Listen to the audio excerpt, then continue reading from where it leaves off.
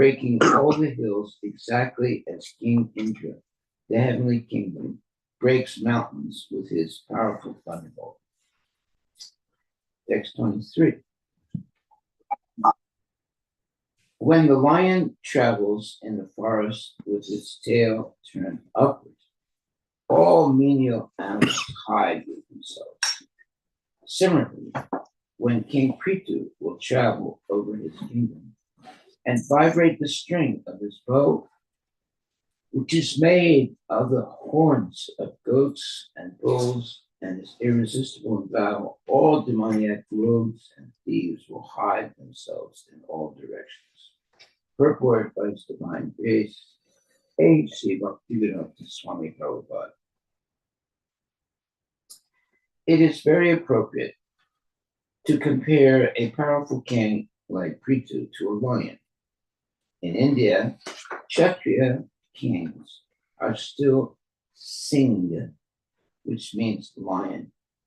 Unless rogues, thieves, and other demoniac people in a state are afraid of the executive head who rules the kingdom with a strong hand, there cannot be peace or prosperity in the state.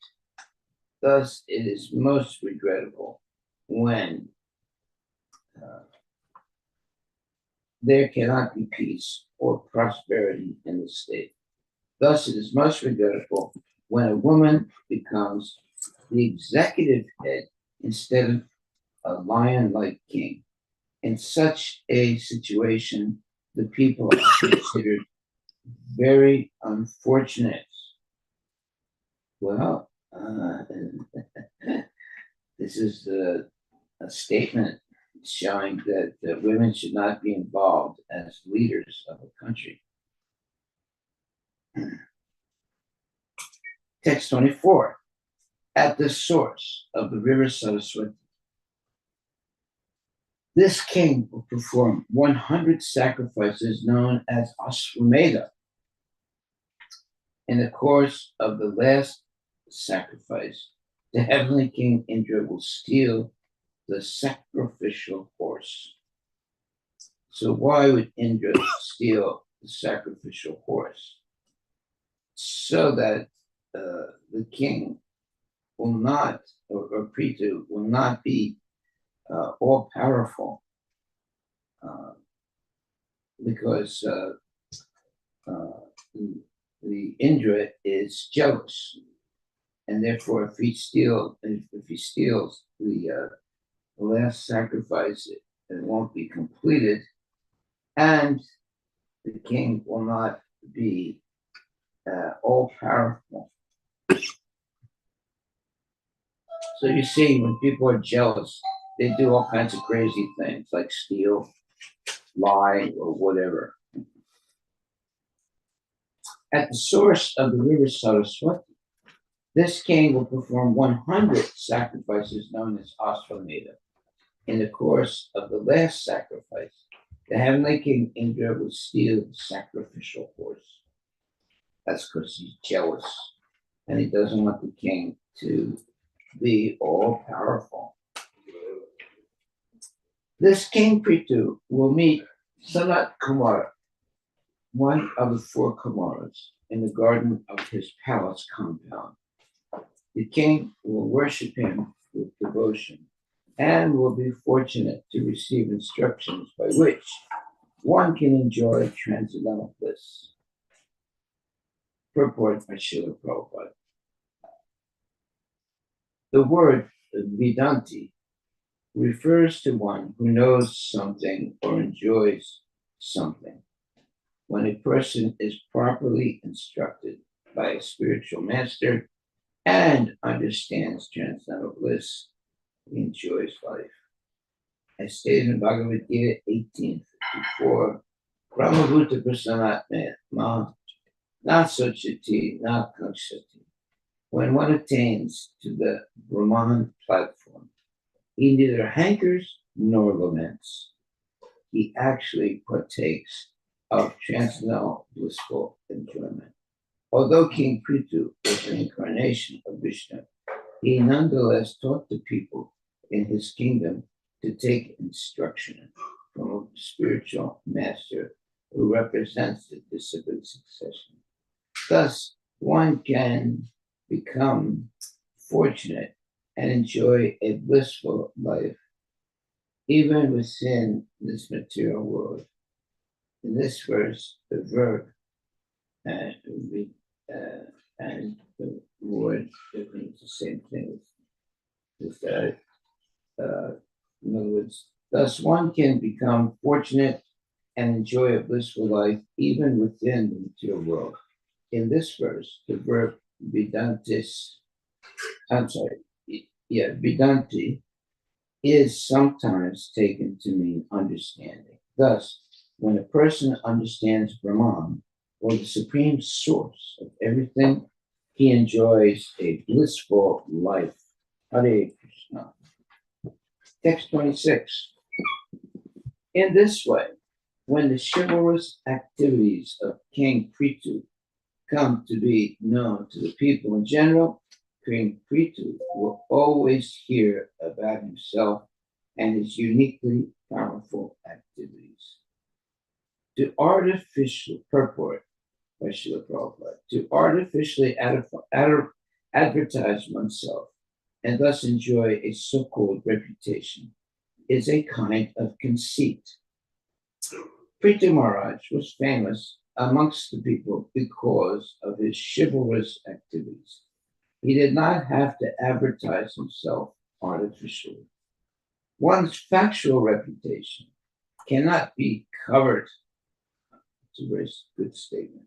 One's factual reputation cannot be covered. Text 27. No one will be able to disobey the orders of Prithu Maharaj. After conquering the world, he will completely eradicate the threefold miseries of the citizens. Then he will be recognized all over the world. At that time, both the Suras and the Asuras will undoubtedly glorify his magnanimous activities. Purport by Srila Prabhupada. At that time of Maharaj Prithu, the world was ruled by one emperor. Although there were many subordinate states, just as there are many United States in various parts of the world, in olden days the entire world was ruled through many states, but there was a supreme emperor who ruled over all subsidiary states. As soon as there were some discrepancies in the maintenance of the Varnashrama system, the emperor would immediately take charge of the small states. The word Utpatita Loka Salya indicates that Maharaj Prithu completely uprooted all the miseries of his society, of his citizens. The word Salya means piercing or uprooted all, the word salya means piercing, thorns. There are many kinds of miserable thorns that pierce the citizens of a state, but all competent rulers, even up to the reign of Maharaj Yudhishthira, uprooted all the miserable conditions of the citizens. It is stated that during the reign of Maharaja Yudhishthira, there did not even exist severe cold or scorching heat, nor did the citizens suffer from any kind of mental anxiety. This is the standard of a good government. Such a peaceful and prosperous government, devoid of anxiety, was established by Prithu Maharaj. Thus, the inhabitants of both saintly and demoniac planets were all engaged in glorifying the activities of Maharaj Prithu. Persons or nations anxious to spread their influence all over the world should consider this point. If one is able to eradicate completely the threefold miseries of the citizens, he should aspire to rule the world. One should not aspire to rule for any political or diplomatic consideration.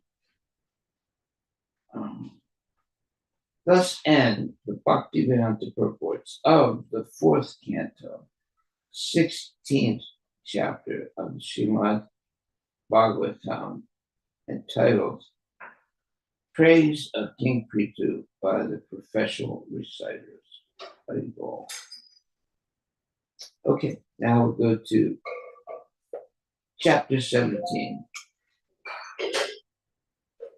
Maharaj Prithu becomes angry at the earth.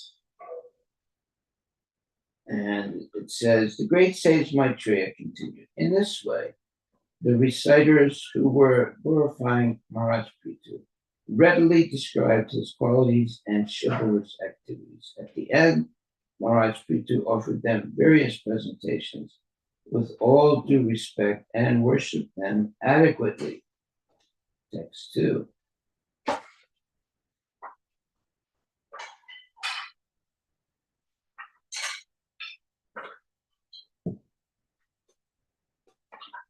One second.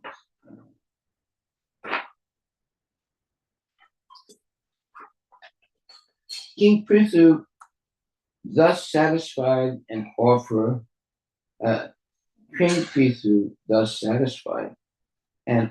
all respect to all the leaders of the Brahmins and other castes, to his servants, to his ministers, and to the priests, citizens, general countrymen, people from other communities, admirers, and others. And thus they all became happy. Text 3. Vidura inquired from the great sage Maitreya, my dear Brahmana, since Mother Earth can appear in different shapes, why did she take the shape of a cow? And when King Prithu milked her, who became the calf? And what was the milking pot? Okay, important questions. Text 3. The surface of the earth is by nature low in some places and high in others. How did King Prithu level the surface of the earth? And why did the king of heaven, Indra, steal the horse meant for sacrifice? Text 5. The great saintly king Maharaj Prithu received knowledge from Sanat Kumara, who was the greatest Vedic scholar. After receiving knowledge to be applied practically in his life, how did the saintly king attain his desired destination? Purport by His Divine Grace, A.C. Bhaktivedanta Swami Prabhupada. There are 4 Vaishnava Sampradayas, or systems of disciplic succession. One Sampradaya comes from Lord Brahma, one from the goddess of fortune, one from the Kumaras, one headed by Sanat Kumara, and one from Lord Shiva. There are 4 Vaishnava Sampradayas, or systems of disciplic succession. One Sampradaya comes from Lord Brahma, one from the goddess of fortune, one from the Kumaras, headed by Sanat Kumara, and one from Lord Shiva. Okay, there's 4. These 4 systems of disciplic succession are still going on. As King Prithu has illustrated, one who is serious about receiving transcendental Vedic knowledge must accept a guru or spiritual master in one of these 4 disciplic successions. It is said that unless one accepts a mantra from one of these sampradayas, the so-called mantra will not act in Kali Yuga. Many sampradayas have sprung up without authority and they are misleading the people by giving unauthorized mantras. The rascals of these so-called sampradayas do not observe the Vedic rules and regulations.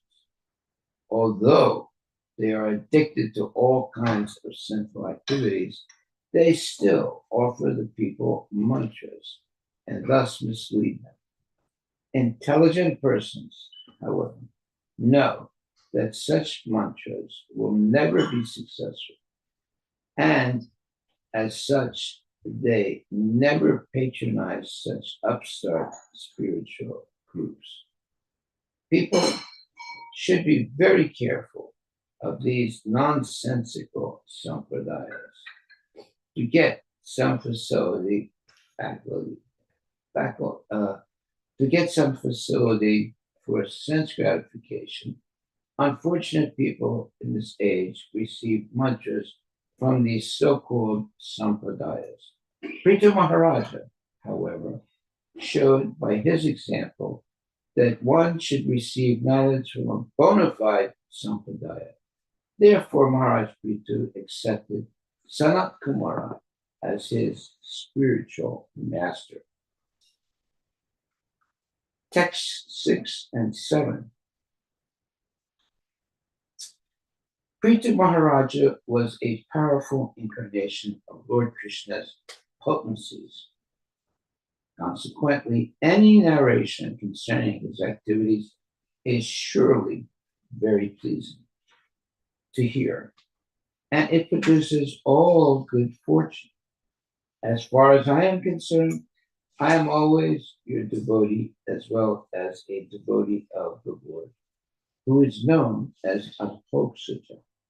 Please, therefore, narrate all the stories of King Prithu, who, in the form of the son of King Vena, milked the cow-shaped earth. Interesting. Purport by His Divine Grace, A.C. Bhaktivedanta Swami Prabhupada.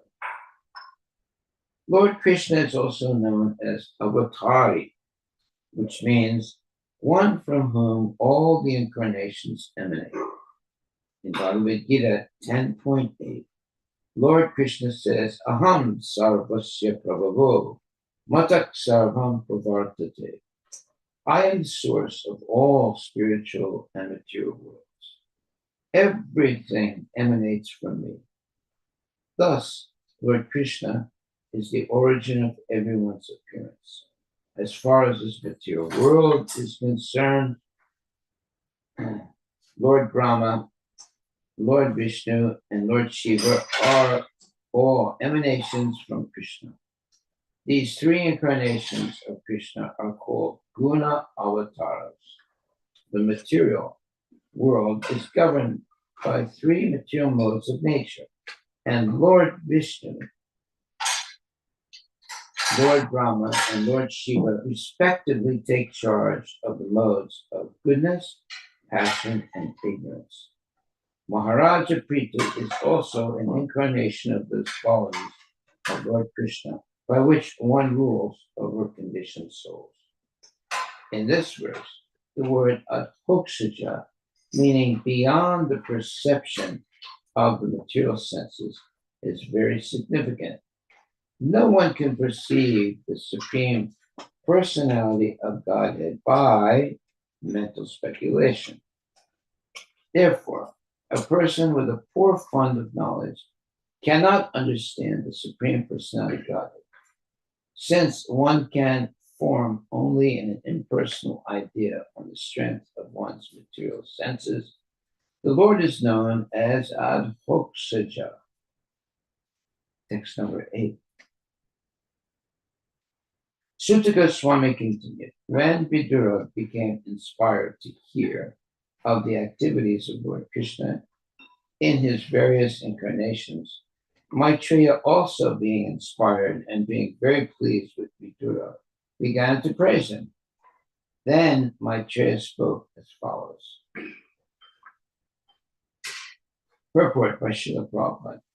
Talk of Krishna Katha, or topics about Lord Krishna or his incarnations, is spiritually so inspiring that the reciter and hearer are never exhausted. That is the nature of spiritual talks. We have actually seen that one can never become satiated by hearing the conversations between Vidura and Maitreya. Both of them are devotees, and the more Vidura inquires, the more Maitreya is encouraged to speak. A symptom of spiritual talks is that no one feels tired. Thus, upon hearing the questions of Vidura, the great sage Maitreya did not feel disgusted, but rather felt encouraged to speak at greater length. Text number 9. The great sage Maitreya continued, My dear Vidura, at the time, King Prithu was enthroned by the great sages and Brahmanas and declared to be the protector of the citizens. There was a scarcity of food grains. That means there's some sinful activity. The citizens actually became skinny due to starvation. Therefore, they came before the king and informed him of their real situation. Purport by His Divine Grace, A.C. Bhaktivedanta Swami Prabhupada. Information is given herein concerning the selection of the king by the Brahmanas. According to the Varnashrama system, the Brahmanas are considered to be the heads of the society and therefore to be situated in the topmost social position. The Varnashrama Dharma, the institution of 4 Varnas and 4 Ashramas, is very scientifically designed. As stated in Bhagavad Gita,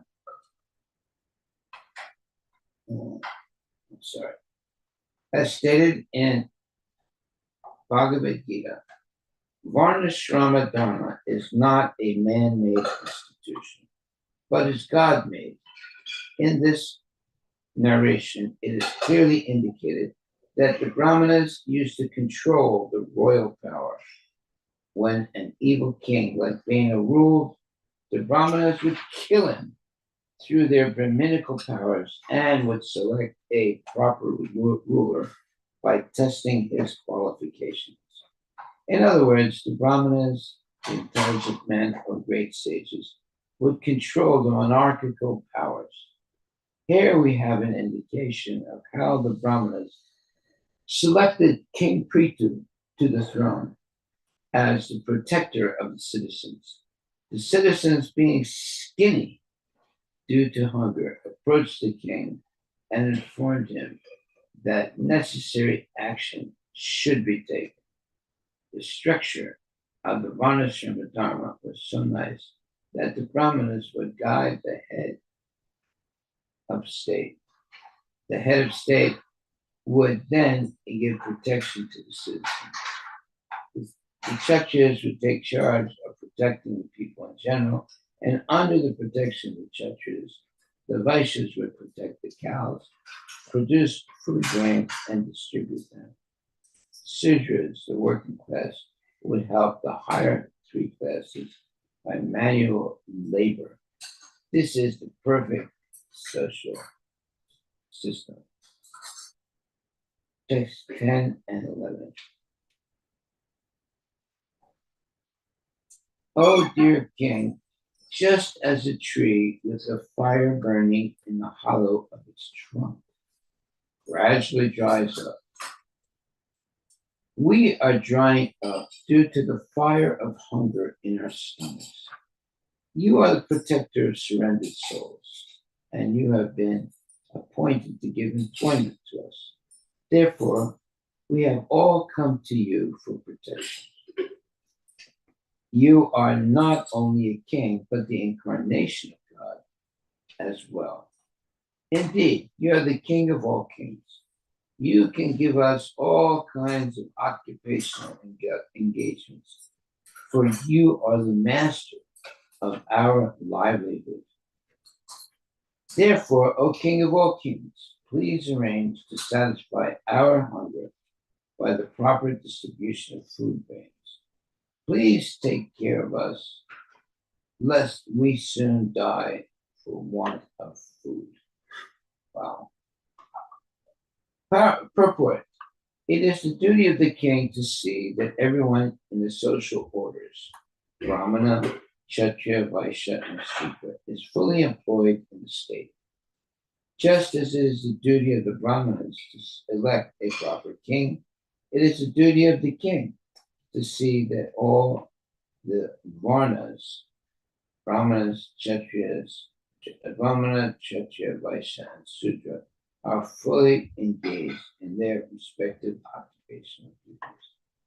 It is here indicated that although the people were allowed to perform their duties, they were still unemployed.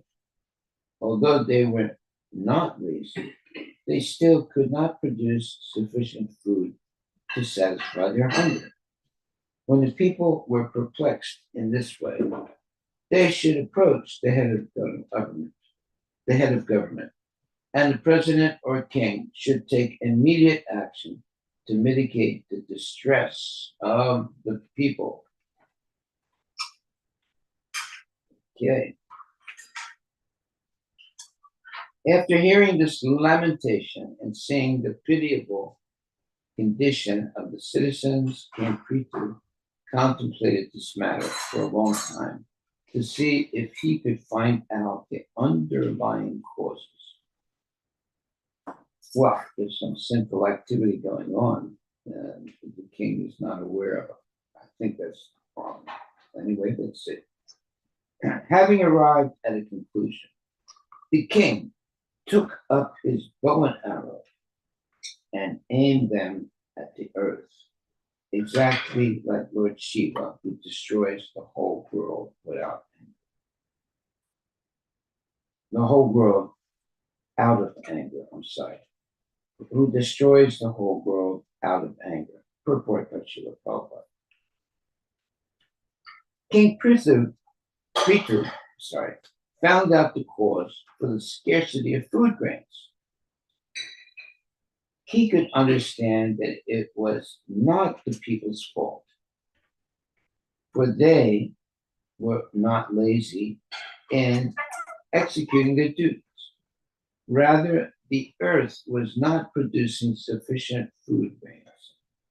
This indicates that the earth can produce sufficiently if everything is properly arranged. But sometimes the earth can refuse to produce food grains for various reasons.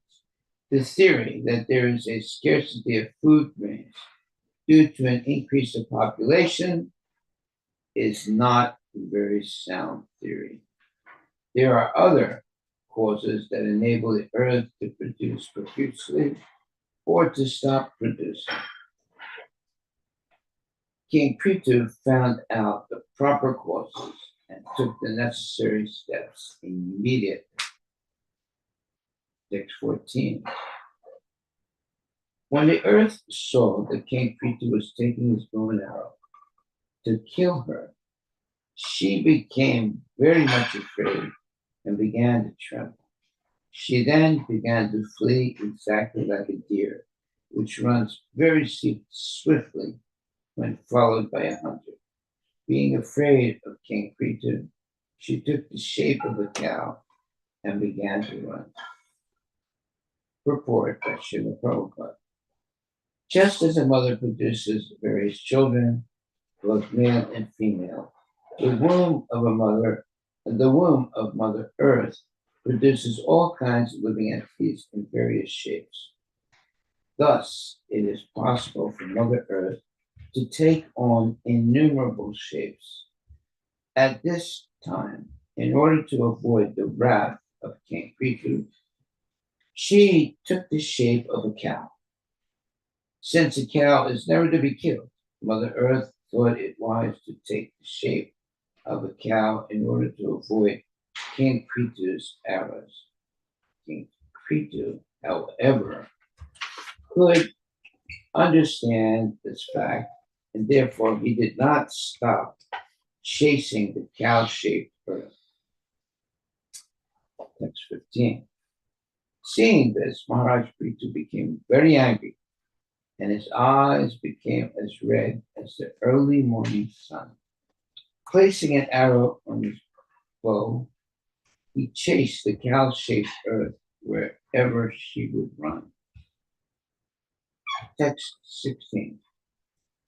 The cow-shaped earth ran here and there in outer space between the heavenly planets and the earth. Whenever she ran, and wherever she ran, the king chased her with his bow and arrows. Text 17. Just as a man cannot escape the cruel hands of death, the cow-shaped earth could not escape the hands of the son of Vena. At length, the earth, fearful, at length, the earth, fearful, her heart aggrieved, turned back in helplessness. Text 18. Addressing the great opulent King Prithu as the knower of religious principles and shelter of the surrendered, she said, "Please save me. You are the protector of all living entities. Now you are situated as the king of this planet." Purport by Srila Prabhupada. The cow-shaped earth addressed King Prithu as Dharma Gya, which refers to one who knows the principles of religion. The principles of religion dictate that a woman, a cow, a child, a brahmana, and an old man must be given all protection by the king or anyone else. Consequently, Mother Earth took the shape of a cow. She was also a woman. Thus, she appealed to the king as one who knows the principles of religion. Religious principles also dictate that one is not to be killed if he surrenders. She reminded King Prithu that not only was he an incarnation of God, but he was situated as the king of the earth as well. Therefore, his duty is to excuse her. Text 19. The cow-shaped earth continued to appeal to the king. "I am very poor and have not committed any sinful activities. I do not know why you want to kill me. Since you are supposed to be the knower of all religious principles, why are you so envious of me? And why are you so anxious to kill a woman?" Yeah, she married to a woman. Purport by Srila Prabhupada. The earth appealed to the king in two ways. A king who knows religious principles cannot kill anyone who has not committed sinful activities.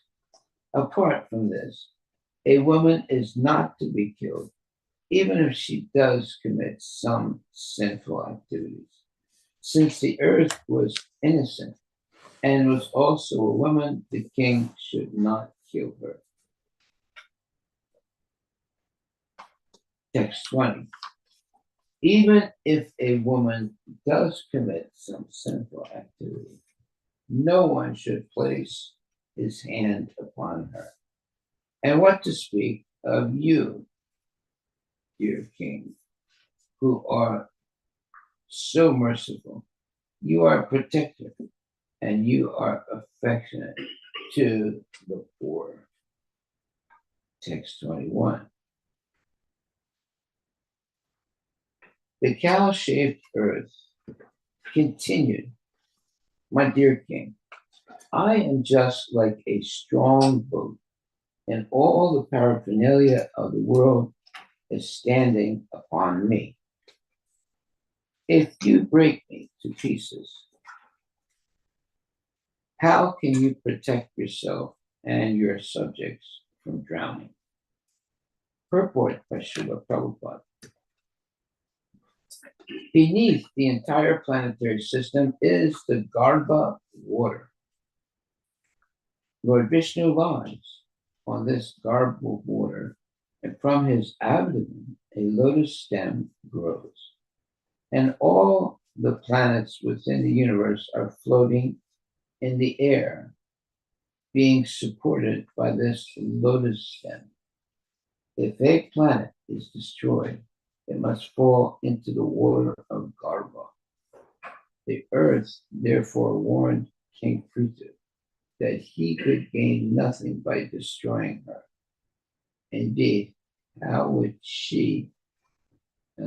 how would he be protected himself and his citizens from drowning in the Garbha water? In other words, outer space may be compared to an ocean of air, and each and every planet is floating on it, just as a boat or island floats on the ocean.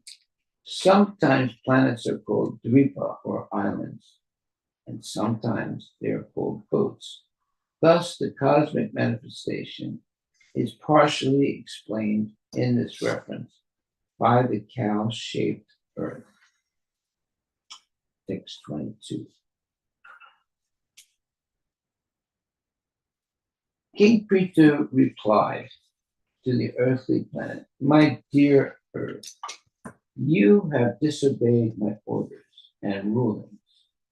In the form of a demigod, you accepted your share of the yajnas we performed. But in return, you have not produced sufficient food grains. For this reason, I must kill you." Purport by Srila Prabhupada.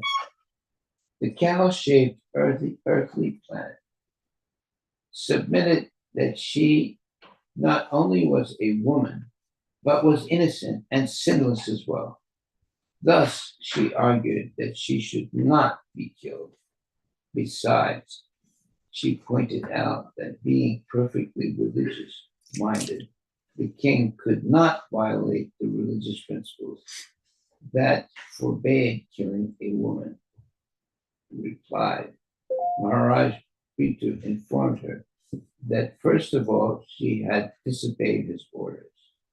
This was her first sinful activity. Secondly, he is accused of her,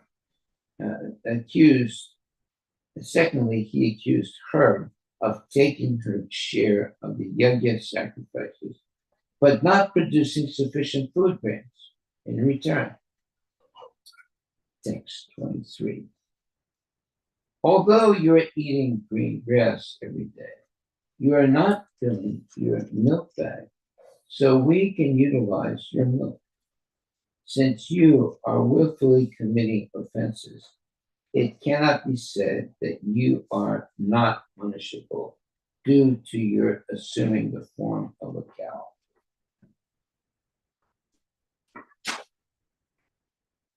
Purport by Srila Prabhupada. A cow eats green grasses in a pasture and fills her milk bag with sufficient milk so that the cow herdsman can milk her. Yajnas, or sacrifices, are performed to produce sufficient clouds that will pour in water on the earth. The word haya can refer both to milk and to water.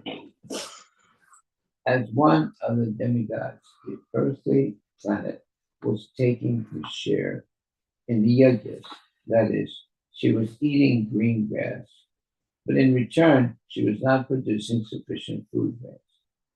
That is, she was not fulfilling her milk bag. Prithu Maharaj was therefore justified in threatening punishment to her for her offenselessness. Okay, text 24. You have so lost your intelligence that despite my orders, you do not deliver the seeds of herbs and grains formerly created by Brahma and now hidden within your soul. Purport by Srila Prabhupada.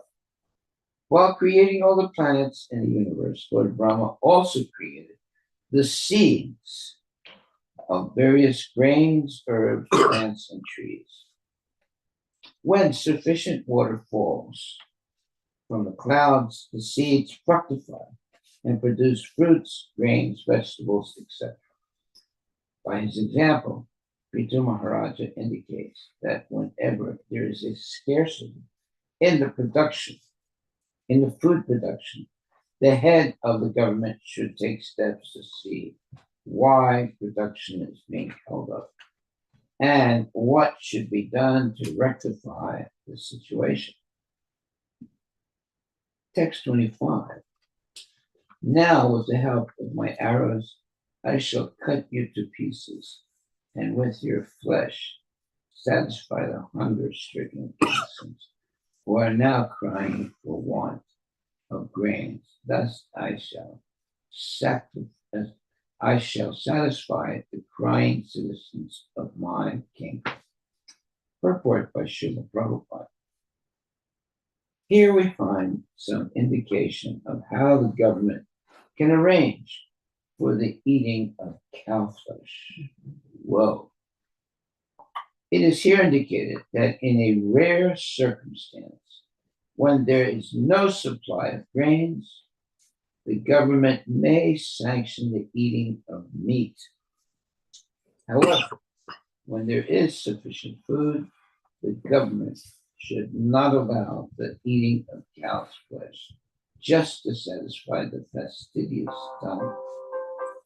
In other words, in rare circumstances when people are suffering for want of grains, meat eating or flesh eating can be allowed, but not otherwise. The maintenance of slaughterhouses for the satisfaction of the tongue and the killing of animals unnecessarily should never be sanctioned by a government. As described in the previous verse, cows and other animals should be given sufficient grass to eat. If, despite a sufficient supply of grass, a cow does not supply milk, and if there is an acute shortage of food, the dried up cow may be utilized to feed the hungry masses of people. According to the law of necessity, first of all human society must try to produce food grains and vegetables, but if they fall in this, they can indulge in flesh eating. Otherwise, not. A human society is presently structured, presently structured, there is sufficient production of grains all over the world. Therefore, the opening of slaughterhouses cannot be supported. In some nations, there is so much surplus grain that sometimes extra grain is thrown into the sea, and sometimes the government forbids further production of grains. The conclusion is that the earth produces sufficient grain feed. The conclusion is that the earth produces sufficient grain to feed the entire population, but the distribution of this grain is restricted due to trade regulations and a desire for profit. Consequently, in some places there is scarcity of grain, and in others, profuse production. If there were one government on the surface of the earth to handle the distribution of grain, there would be no question of scarcity, no necessity to open slaughterhouses, and no need to present false theories about overpopulation. Okay. Text 26. Any cruel person, be he a man, woman, or impotent eunuch, who is only interested in his personal maintenance and has no compassion for other living entities, may be killed by the king. Such killing can never be considered actual killing. Whoa, that's a major statement. Purport by Srila Prabhupada. The planet Earth is actually a woman in her constitutional form, and as such, she needs to be protected by the king. Prithu Maharaj argues, however, that if a citizen within the state, be he man, woman, or eunuch, is not compassionate upon his fellow men, he or she may be killed by the king, and such killing is never to be considered actual killing. As far as the field of spiritual activities is concerned, when a devotee is self-satisfied and does not preach the glories of the king of Krishna, he is not considered a first-class devotee. A devotee who tries to preach, who has compassion upon innocent persons, who have no knowledge of Krishna, and is a superior devotee.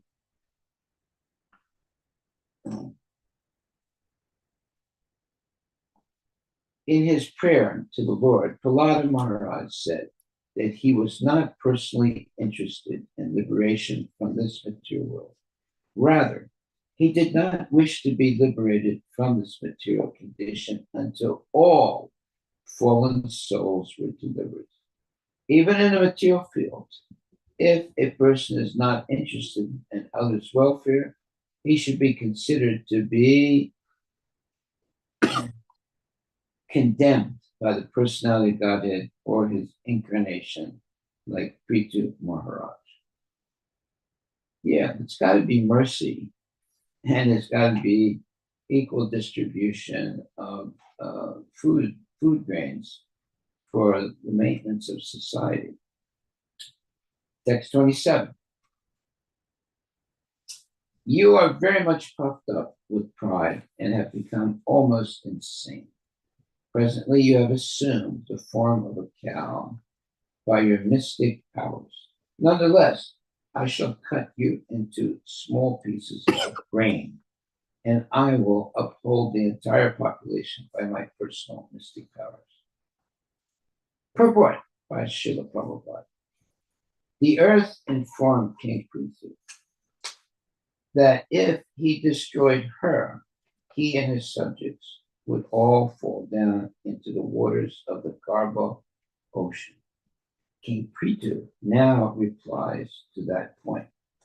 Although the earth assumed the shape of a cow by her mystic powers, in order to be saved from being killed by the king was aware of this fact and would not hesitate to cut her to pieces, just like small bits of grain.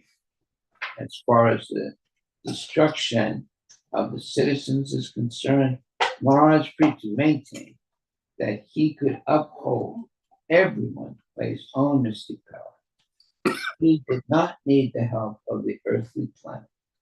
Being the incarnation of Lord Vishnu, Prithu Maharaj possessed the power of Sankarshan, which is explained by the scientists as the power of gravitation. The Supreme Personality of Godhead is holding millions of planets in space without any support.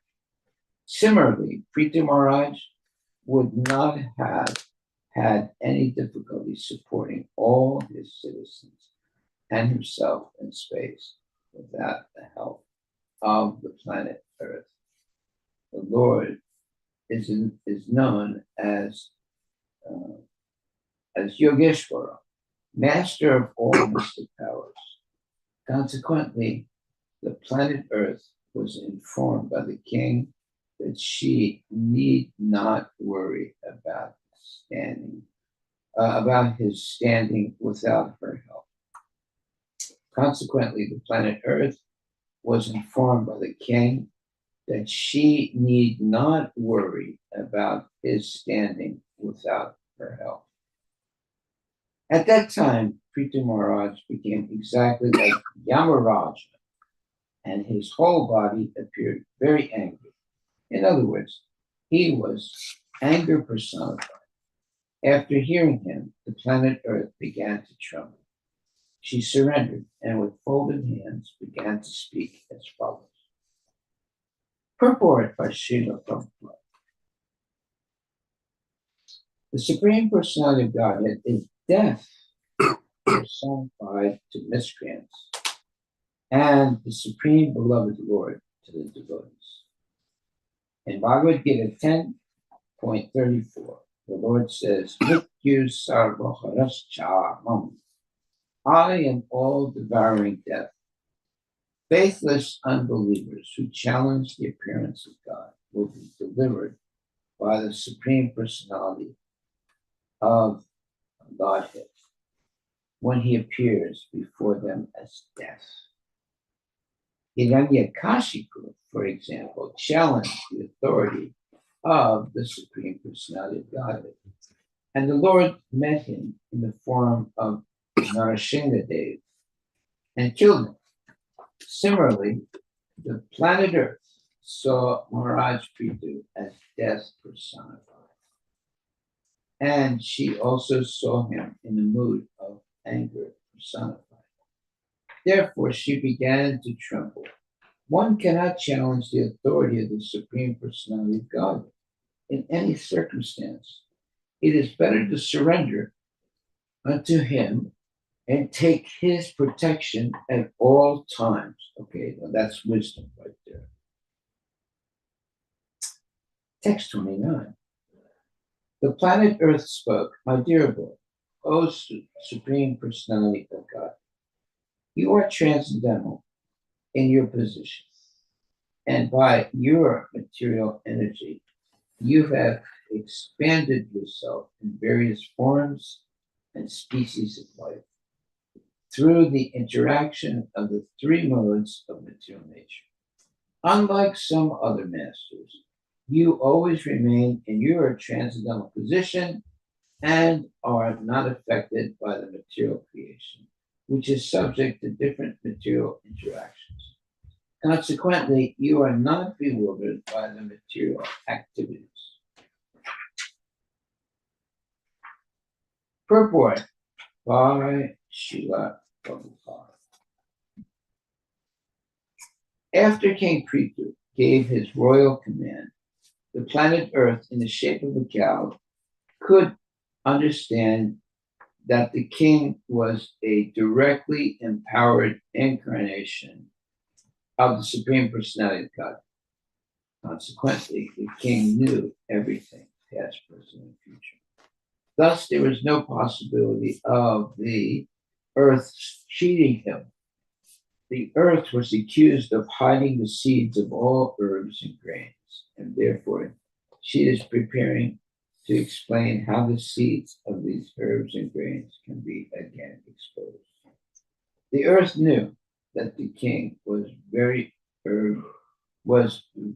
angry with her, and she realized that unless she pacified his anger, there was no possibility of placing a positive program before him. Therefore, in the beginning of her speech, she very humbly presents herself as a part and parcel of the Supreme Personality of Godhead's body. She submits that the various bodily forms manifest in the physical world are but different parts and parcels of the Supreme Gigantic Body. It is said that the lower planetary systems are parts and parcels of the legs of the Lord, whereas the upper planetary systems are parts and parcels of the Lord's head. The Lord creates this material world by his external energy. but by this external energy. But this external energy is in one sense not different from him. Yet at the same time, the Lord is not directly manifest in the external energy, but is always situated in the spiritual energy. As stated in Bhagavad Gita 9.10, Maya Dakshina Prakriti. Material nature is working under the direction of the Lord. Therefore, the Lord is not unattached to the external energy. Okay, so there's two negatives, and that becomes a positive. Therefore, the Lord is attached to the external energy, and he is addressed in this verse as Guna Atma, the source of the three modes of material nature. As stated in Bhagavad Gita 13.15, Nirgunam Guna Bhoktri Kar. Although the Lord is not attached to the external energy, he is nonetheless the master of it. The philosophy of Lord Chaitanya, holding that the Lord is simultaneously one with and different from his creation, Achintya Veda Aveda Atma, is very easily understandable in this connection. The planet Earth explains that although the Lord is attached to the external energy, he is near Duta. He is completely free from the activities of the external energy. He is near Duta.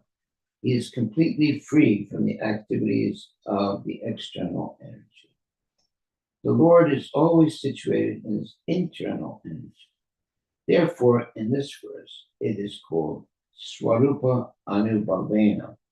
The Lord remains completely in his internal potency, and yet has full knowledge of the external energy as well as the internal energy.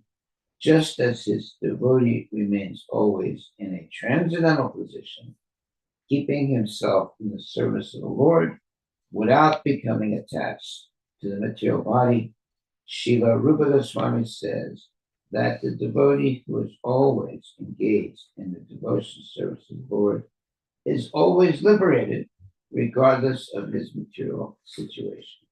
If it is possible for a devotee to remain transcendental, it is certainly possible for the Supreme Personality of Godhead to remain in his internal potency without being attached to the external potency. There should be no difficulty in understanding this situation.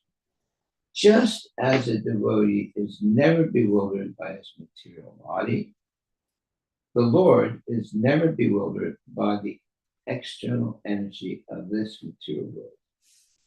A devotee is not hampered by the material body, although he is situated in a physical body that runs according to so many material conditions. Just as there are 5 kinds of air functioning within the body, and so many organs, the hands, legs, tongues, genitals, rectum, etc., all working differently. The spirit soul, the living entity, who is in full knowledge of his position, is always engaged in chanting Hare Krishna, Hare Krishna, Krishna Krishna, Hare Hare, Hare Rama, Hare Rama, Rama Rama, Hare Hare, and is not concerned with the bodily functions. Although the Lord is connected with the material world, he is always situated in the spiritual energy and is always unattached to the functions of the material world. As far as the material body is concerned, there are 6 waves or symptomatic material conditions: hunger, thirst, lamentation, bewilderment, old age, and death. Let's read that. Hunger, thirst, lamentation, bewilderment, old age, and death. The liberated soul is never concerned with these 6 physical interactions. The Supreme Personality Godhead, being the all-powerful master of all energies, has some connection with the external energy, but he is always free from the interactions of the external energy in the material world. Okay, so that's the position of a bona fide devotee. Okay, I think we'll stop here. Are there any questions? We read a lot of purports. Okay, one of our takeaways today is the following.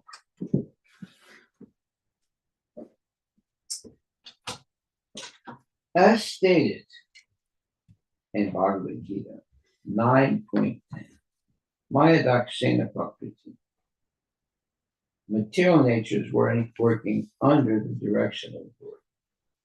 Therefore, the Lord is not unattached to the external energy. Okay, well, there's a double negative, so it means the Lord is attached to the external energy. And he is addressed in this verse as Guna Atma, the source of the 3 modes of material nature. As stated in Bhagavad Gita 13.5, Nirgunam Guna Bhoktriya Kar Bhoktricha. Although the Lord is not attached to the external energy, he is nonetheless the master. The philosophy of Lord Chaitanya upholding that the Lord is simultaneously one with and different from his creation, Achintya Veda Aveda Tattva, is very easily understandable in this connection. The planet Earth explains that although the Lord is attached to the external energy, he is near Duta, is completely free from activities of the external energy. I'm sorry. The philosophy of Lord Chaitanya, upholding that the Lord is simultaneously one with and different from his creation, Achintya Veda Aveda Tattva, is very easily understandable in this connection. The planet Earth explains that although the Lord is attached to the external energy, he is near Duta. He is completely free from the activities of the external energy. The Lord is always situated in his internal energy. Therefore, in this verse, it is stated, Swarupa Anubhavena, the Lord remains completely in his internal potency and yet has full knowledge of the external energy as well as the internal energy, just as his devotee remains always in a transcendental position, keeping himself in the service of the Lord without becoming attached to the material body. Srila Rupa Goswami says that the devotee who is always engaged in the devotional service of the Lord is always liberated, regardless of his material situation. If it is possible for a devotee to remain transcendental, it is certainly possible for the Supreme Personality of Godhead to remain in his internal potency without being attached to the external potency. There should be no difficulty in understanding this situation. Just as a devotee is never bewildered by his material body, the Lord is never bewildered by the external energy of this material world. A devotee is not hampered by the material body, although he is situated in a physical body that runs according to so many material conditions. Just as there are 5 kinds of air functioning within the body and so many organs, the hands, legs, tongue, genitals, rectum, etc., all working differently. The Supreme Soul, the living entity, who is in full knowledge of his position, is always engaged in chanting Hare Krishna, Krishna Krishna, Hare Hare, Hare Rama, Rama Rama, Hare Hare, and is not concerned with the bodily functions. Although the Lord is connected with the material world, he is always situated in its spiritual energy and is always unattached to the functions of the material world. As far as the material body is concerned, there are 6 waves or symptomatic material conditions: hunger, thirst, lamentation, bewilderment, old age, and death. I think it's 8. Right? The liberated soul is never concerned with these 6 physical interactions. The Supreme Personality of Godhead, being the all-powerful master of all energies, has some connection with the external energy, but he is always free from the interactions of the external energy in the material world. That's because he's completely engaged in devotional service. Okay, I think we'll stop there. Are there any questions?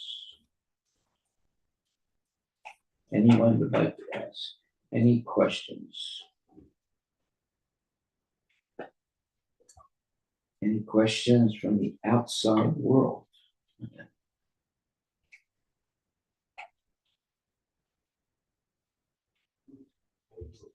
So the 6 waves or symptomatic material conditions are hunger, thirst, lamentation, bewilderment, old age, and death.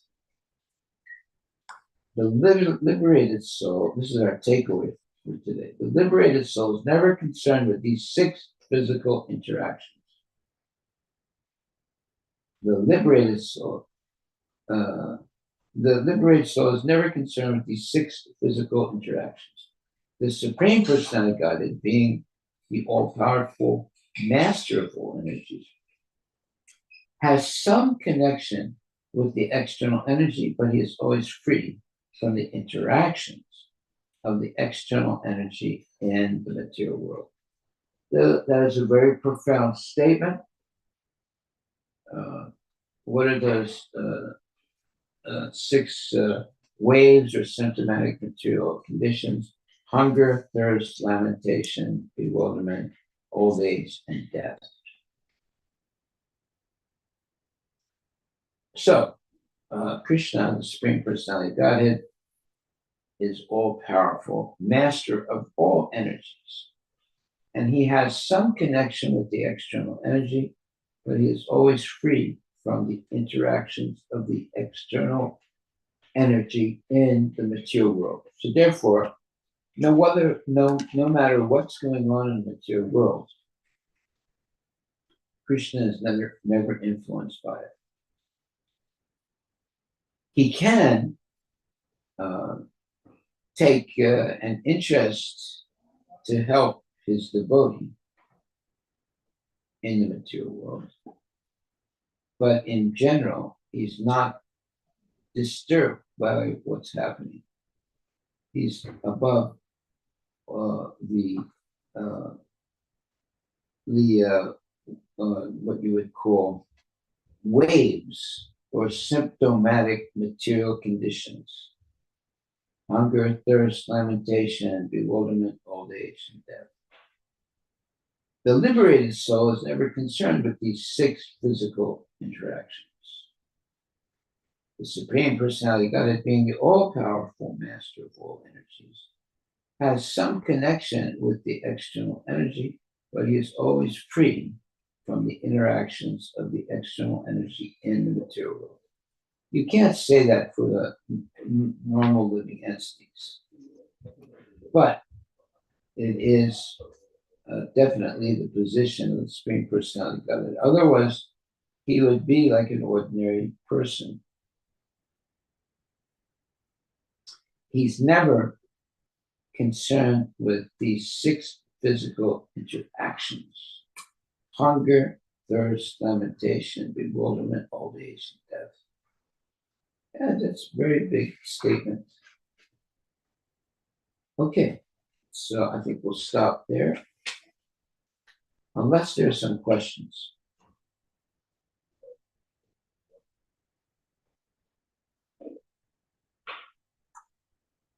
Any questions, my dear devotees? So, Maharaj, just one clarification.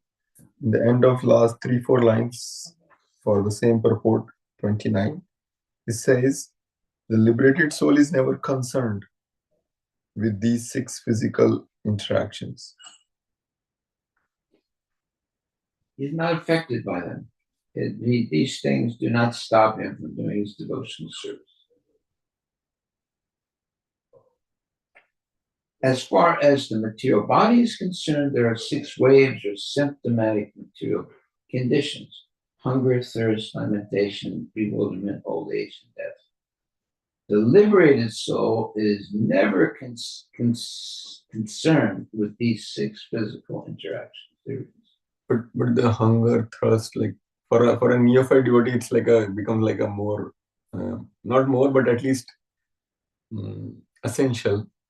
Like, okay, I have to take care of the hunger, thirst, and then. So how the pure devotee or the liberated soul is like, it says never concerned about it.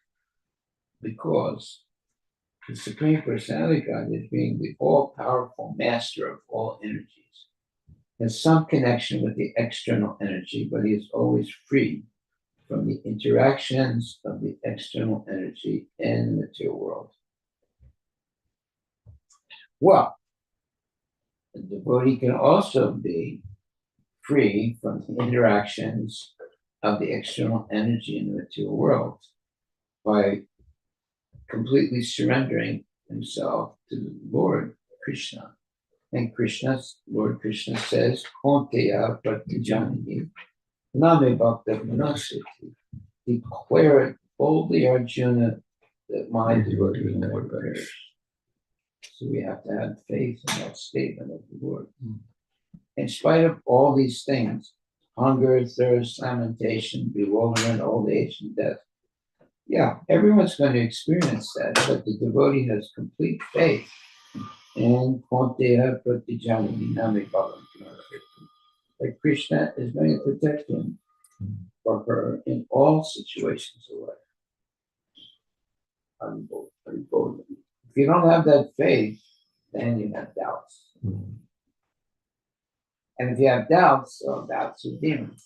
And then you'll panic and become completely overwhelmed by the situations in material life. Right. You see, when people don't have complete faith in Krishna, they become bewildered by what's happening in the world. And then they lose their faith in Krishna. But a devotee is never bewildered. He knows Krishna has promised to protect his devotee. So even though there might be very difficult situations, he doesn't lose his faith. Very cool. Thank you, Maharaj. Yeah. Okay, well, we will stop there and continue tomorrow.